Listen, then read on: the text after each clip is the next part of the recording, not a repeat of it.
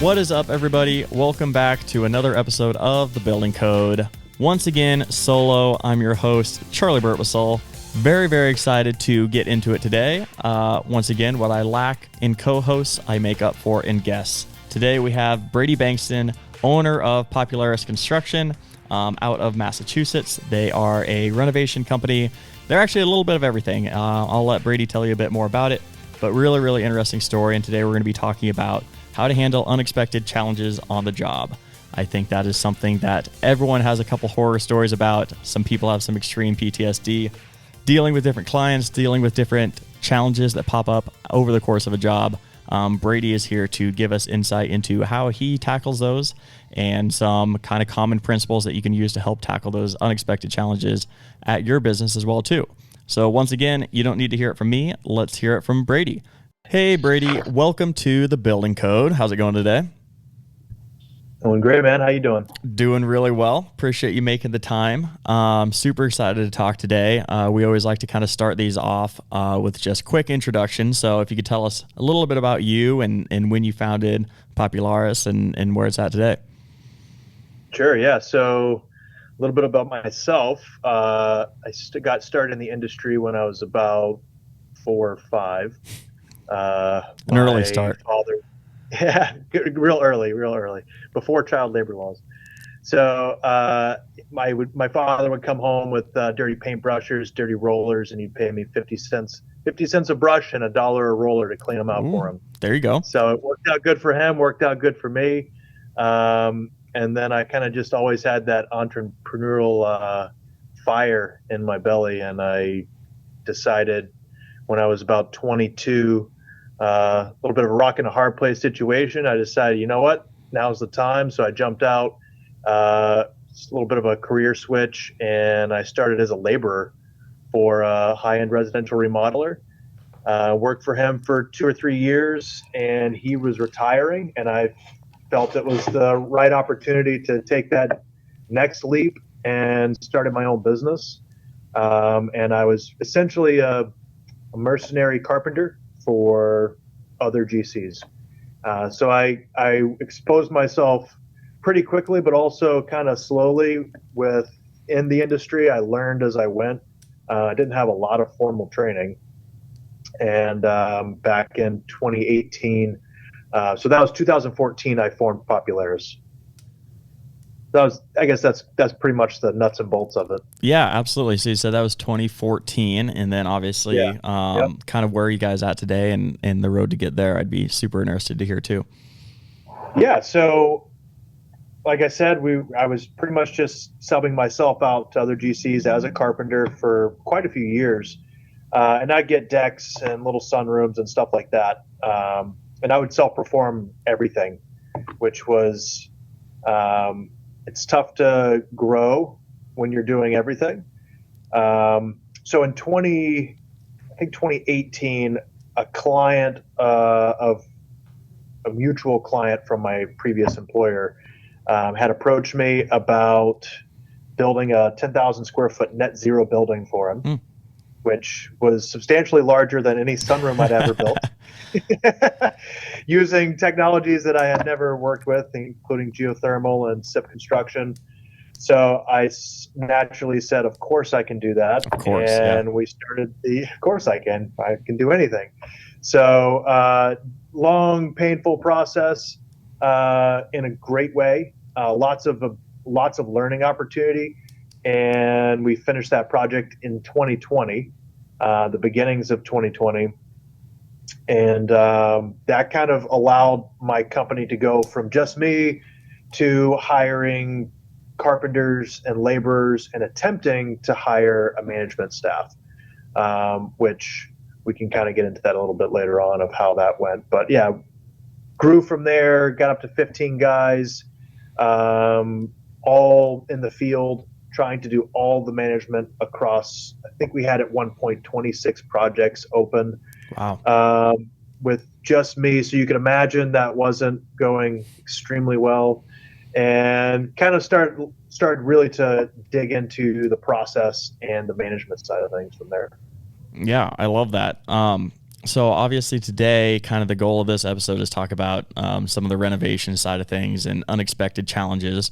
I'm sure having 26 jobs going at once, you encountered plenty of those. But I was also looking Sure. at your website a little before this. You don't just do renovations, right? You guys do full custom homes, renovation, side projects, a little bit of everything. Is that correct?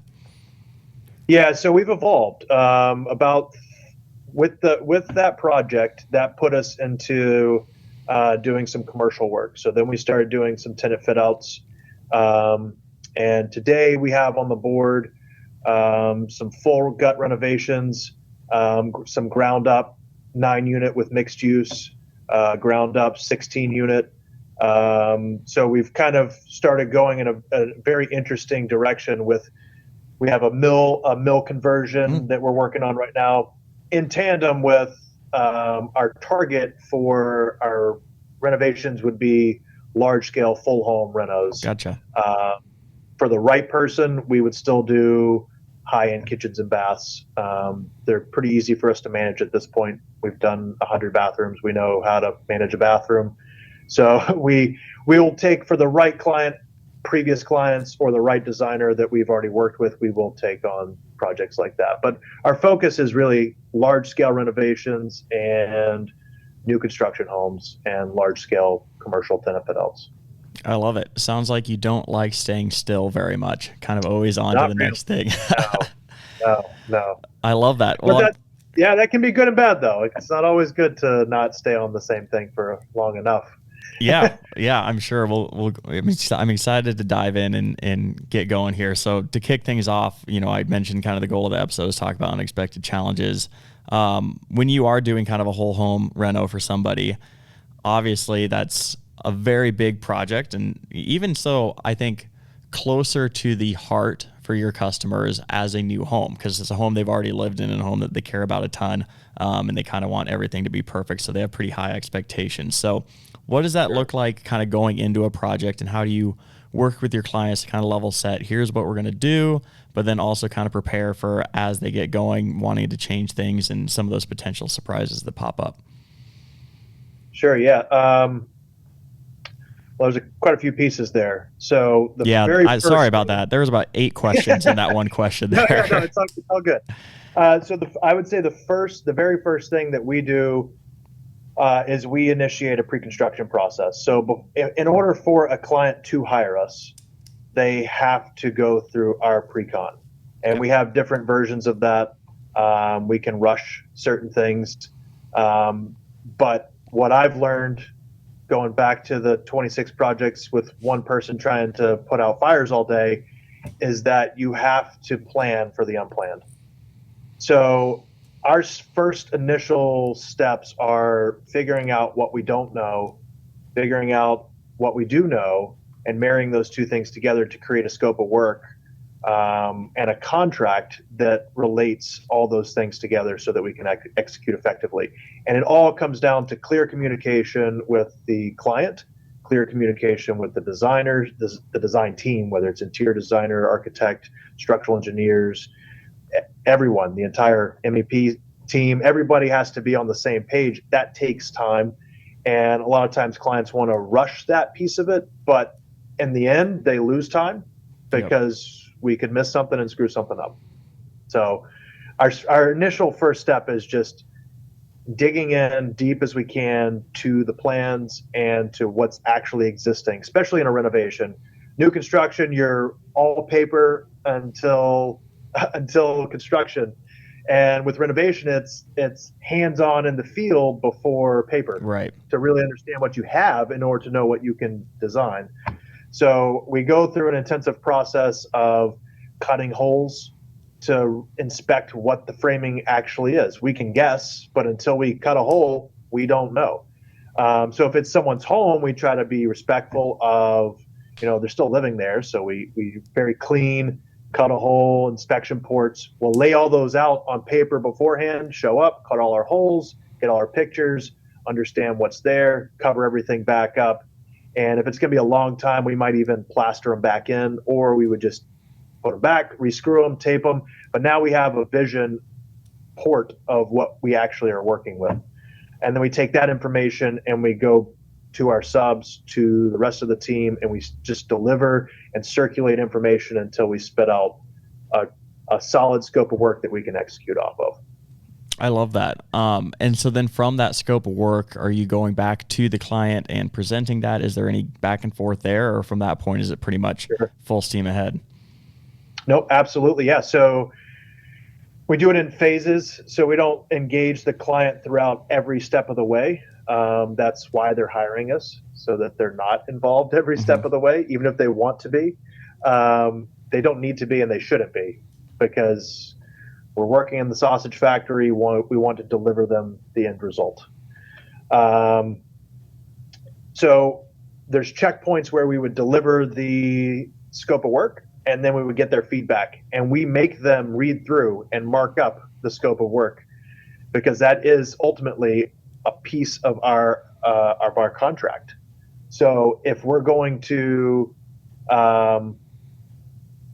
execute a contract, we want the client, all goes back to communication, we want them to be on board with signing off. Yes, I read this, and this is indeed the scope of work that I'm agreeing to. And so that gets refined with the entire team. So the architectural team, interior designers, structural, all their components, they see the scope of work. That's a living document. And then if we get into the project and there's a change order, then that gets executed and added as an addendum into the scope of work, so that we're constantly editing and evolving that contract as we go. Yeah, that makes sense.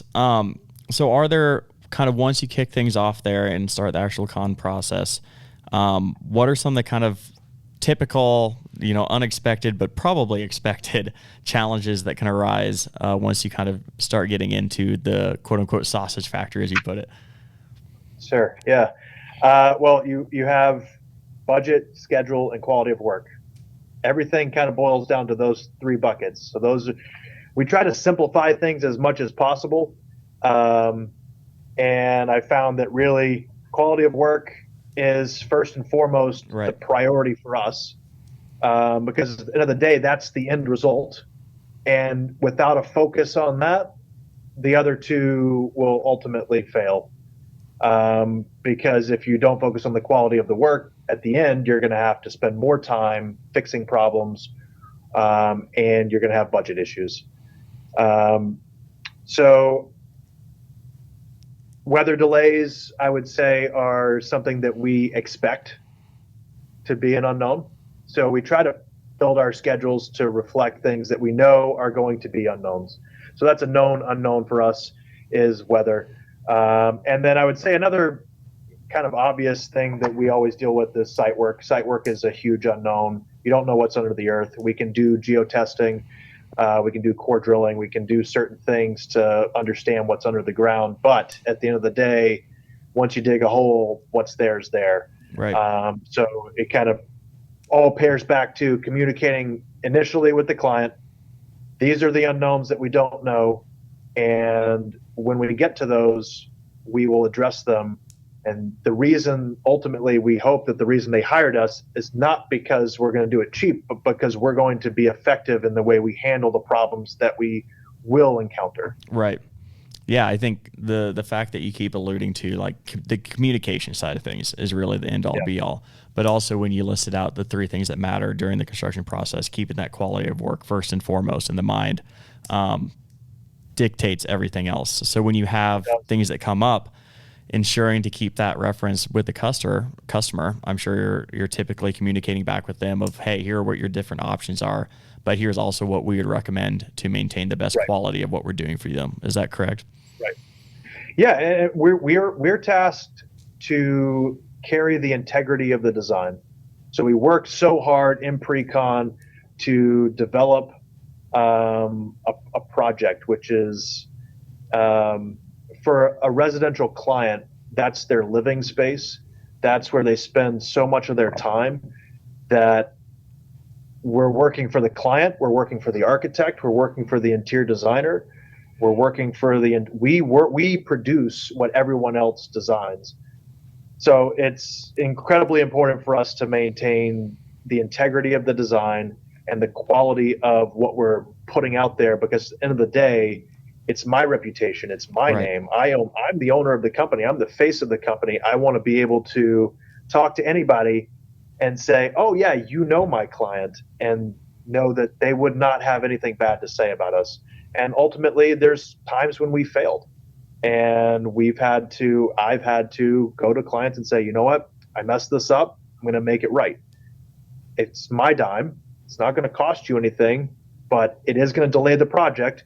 But in order for us to deliver the correct project that contractually, but also spiritually, I've committed to building, this is what I have to do to fix the problem. And it is what it is. So, Yeah, we had someone on, I can't remember the exact name, a few weeks ago, who had a really interesting way of the thinking about what you just mentioned there. Is like, I'm going to be taking pictures of the project and promoting on my website. So if it costs me extra dollars or extra time to make something look right, I'm not thinking of it as sinking additional costs into an existing project. I'm thinking of it as marketing spend to get my next sure. project. And yeah, I may Yep. lose a couple extra dollars here, but it'll help me get the next project down the line that I thought, and that's kind of what you're hitting at right now too, is it's Sure. my reputation. I'm not going to put, a cheaper cost or, a lower quality of work just to get done with one project, because that's ultimately going to harm me down the road. Right. Oh, yeah. No, absolutely. It's my reputation, which is, I mean, we don't really advertise. So if word of mouth Yeah. is my form of my lead source and my dollars to run my business, then I have to make sure that the word of mouth is good. Yeah. You're And advertising with every project that you do.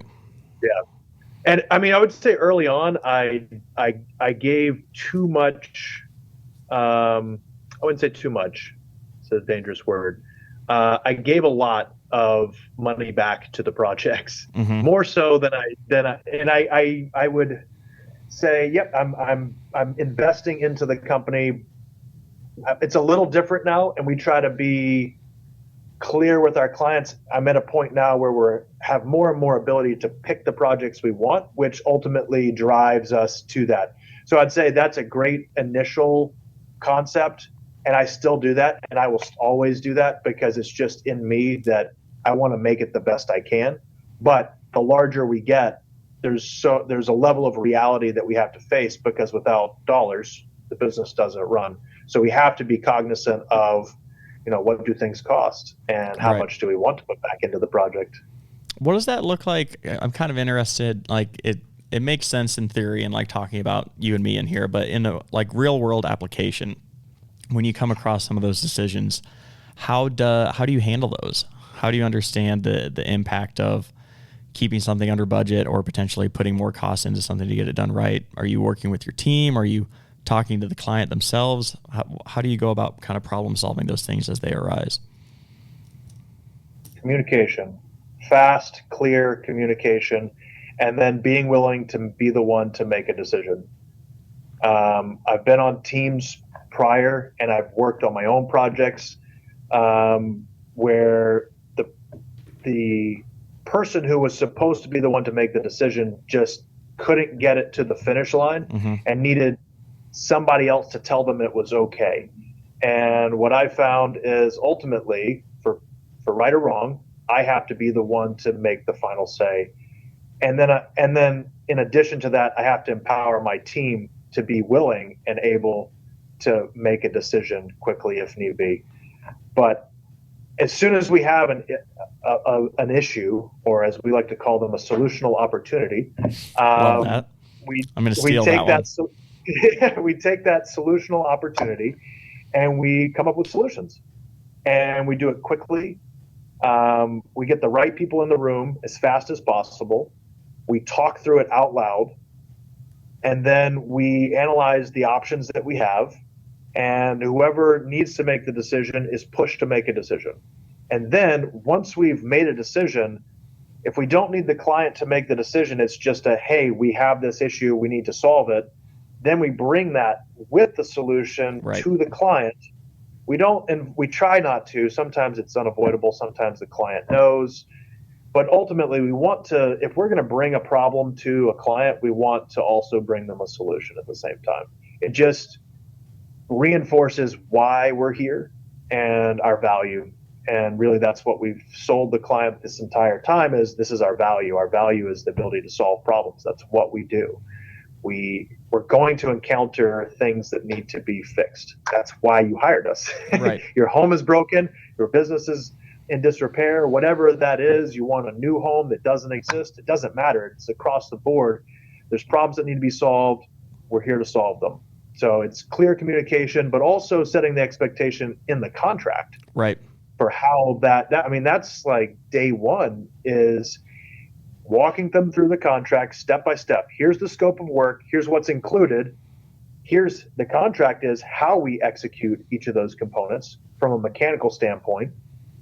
When this happens, if it's over X amount of dollars, this is how it gets addressed. If it's under this amount of dollars, this is how it gets addressed. And lay it out so that whenever we come to them, this is how we discussed. Yeah. Here's what we found.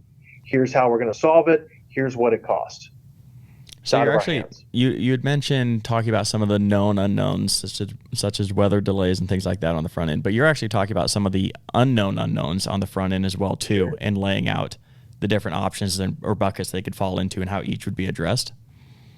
Yeah, sure. I mean, yeah, and both. It really goes both ways. So, ideally, in every contract, we have a contingency fund, and it depends on how we structure our contracts. We go a couple different ways in how we structure contracts. Ideally, we have a max budget that we're working against. Our client is clear in what that is, and we build our contractual budget for the construction underneath that, so that when we find something that needs to be resolved, or a client wants to add something, they have the freedom built into the Right. contract to handle that situation. And it's not as big of a shock. Like if we're talking about site work, we know we have a big project right now, 8,000 square foot house, big footprint. We know there's ledge. I can't tell them how much it's going to be because I don't know how big the ledge is. So we can go two ways. We can wait till we get in, and it is what it is, because either way, it is what it is. We're not going to not build the house because there's ledge there, not this house. Or we can do we can do geotesting and actually see what's underground to some degree and help us. But at the end of the day, we're just going to find out that the ledge is there. We know it's there. So then when we get to it, contractually, we've already laid out a map. And that's what people need. People need a map. We need a map in order to manage it. If we're just shooting from the hip all the time, then we can't effectively communicate. So then when we get into a situation where we need to solve a problem, we've already planned to solve unknown problems. We have a process in place to solve those problems and to effectively communicate those with the client and to effectively update our contract. Yeah. To reflect whatever the change is. Absolutely. That makes a ton of sense. And like from my point of view, this entire interview, I've been thinking about like, this is what you need to do to make the client experience as good as it can possibly be, which is obviously true. But what you're hitting on there is like, it also allows you to have the right framework to operate the business and build the project going live, dealing with that stuff and taking the time on the front end. So when things come up, you already know how you and your business are going to handle them as well too. Exactly. You hit the nail on the head there. No pun intended. Pun intended. No, but you're right. No, it's ultimately the client hired us to deliver a product. And I think a lot of times we get so hung up on making the client happy that ultimately we have to look at the back end. What's going to make the client the happiest is a clear, quick executed project that's as close to budget and as close to schedule as we can get. Sometimes, hope none of my clients see this. Sometimes you have to make the client a little bit unhappy during the process, or you have to make them that way, but sometimes they may be that way. They may want it a different way, but if you know that, nope, this is the correct path, we have to have given ourselves the freedom to make those decisions from day one so that we can execute effectively when we're in the trenches, literally trying to make decisions. We don't want to have to bring everything to the client every step of the way because we can't deliver to them the way they need us and want us to deliver to them. Yeah, that makes a ton of sense. And I can tell that you've really gotten this process ironed out just from repetition and continuing to push forward. I'd be interested for newer construction companies that are potentially listening to this right now. What kind of advice do you have for them that you've learned along the way that you wish you could go back and do things sooner? Balance and capacity. Understanding what you're capable of, because ultimately you want to do more than you're capable of, but not so much that you create chaos. So understand what actually needs to be done, which means taking the scope of what you need to do and breaking it out into time so you actually understand, so you're not overcommitting. If you overcommit, you will ultimately underdeliver. And there's no way around that. Overcommitting leads to underdelivering. So understanding what your capacity truly is, and then balancing your management style with what needs to be done, and then hiring the right people as soon as possible. It doesn't have to be hiring the right position too. Right. A lot of times we want to hire as a carpenter. I remember I need to hire a laborer. I created no time for myself by hiring a laborer. Right. All I did was create someone else that I have to manage. So I created ultimately. Now at the time you think, no, now I'm helping myself because I have a second set of hands. Depends on what your goal is. So understanding what your goals are, understanding your capacity, and then really balancing that so that you can grow intentionally. Bringing in more work does not necessarily mean growing. And I learned that 4 or 5 years ago when I really took off and I had so much work that I couldn't do it all, and I was overcommitting and underdelivering to clients. And that's just being real. Like right. It was a tough time, and it really wasn't a lot of fun. We still executed some really awesome projects, and I still held the company's integrity intact. We didn't deliver any subpar products, but they took too long, and we didn't make the money that we should have made. So balancing what your capacity is and hiring the right position and hiring the right person. I love that, and I think that's a fantastic note to end us on as well. Brady, thank you so much for your time today. Really, really enjoyed talking to you, and I definitely learned a ton. I got some scribbled down notes on my notepad here, so if I ever start a construction business, I'll know where to start as well too. So thank you very much, Brady. We just heard from Brady Bankston. Very, very thankful for the time. I loved the message that he was preaching there and kind of the mindset that he had going into these sorts of things. These are all opportunities, not challenges, an opportunity for your business to showcase its problem-solving skills, ensuring that they have the best client experience, but also ensuring that your business continues to move forward and have contingency plans based on what certain things could arise. So I love, love, love the way that he continued to stress communication on the front end with the client, during the process with your team, on the back end with the client as well too, and just ensuring that's kind of the constant guardrail throughout the entire construction process is clear communication and clear expectation settings. I think that those are valuable insights that aren't just applicable to construction, but are really applicable to any business everywhere. But I could tell that he means what he says and lives by it, so I really appreciate him coming on today to tell us a bit more about that. And I think that's definitely something that I'm going to go back to my desk and try to implement here at Buildertrend as well too. So hopefully you guys enjoyed it as well. As always, if you guys could like, review, and subscribe anywhere you listen to podcasts, I would really appreciate it. Otherwise, I will see you here next time on The Building Code. I'm Charley Burtwhistle. Peace. Thanks for watching the video. Remember to subscribe to our YouTube channel for exclusive content brought to you by Buildertrend.